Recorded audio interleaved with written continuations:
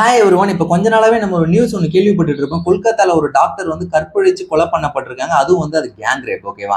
அதுக்கு வந்து சில பேர் என்ன ரீசன் சொல்றாங்கன்னா, அவங்க வந்து ஒரு செமினார் ஹாலில் போய் படுத்தாங்க. அது வந்து தனியா இருந்துச்சு. அவங்களுக்கு ஸ்டே பண்ண இடம் இல்லாம ஜென்ரலாவே டாக்டர்ஸ்க்கு ஸ்டே பண்ண இடம் இல்லை, சரியான ரெஸ்ட் ரூம்ஸ் இல்லை, அப்படிலாம் நிறைய கம்ப்ளைண்ட் பண்ணேன். அது எல்லாமே ஒரு பக்கம் இருக்கட்டும். அதை நான் எதுவுமே தப்புன்னு சொல்ல. ஓகேவா? ஃபர்ஸ்ட் ஆஃப் ஆல் இந்த கொலைக்கு முக்கியமான காரணம் என்னன்னா குடி தான். பிகாஸ் ஏன்னா குடிச்சா வந்து நீயா இருக்க மாட்டேன். மனுஷன் வந்து மனித மிருகமா மாறிடும். இந்த உலகத்துல வந்து மனுஷனுக்கும் இடம் இருக்கு, மிருகத்துக்கும் இடம் இருக்கு. ஆனா மனித மிருகத்துக்கு இடமே கிடையாது. ஓகேவா? ஸோ வந்து நீ குடிச்சிட்டியா, பப்ளிக் கூட நீ இன்ட்ராக்ட் பண்ணவே கூடாது. இன்கேஸ் குடிச்சிட்டு நீங்க பப்ளிக் ரோட்ஸ்ல நடமாடுறது இல்ல பப்ளிக் டிரான்ஸ்போர்ட்டை பயன்படுத்துறது அப்படியே நீங்க இருந்தீங்கன்னா அவங்கள ஃபர்ஸ்ட் பிடிச்சி உள்ள வைக்கணும். இதை வந்து கவர்மெண்ட் வந்து ஒரு சட்டமா கொண்டு வரணும்.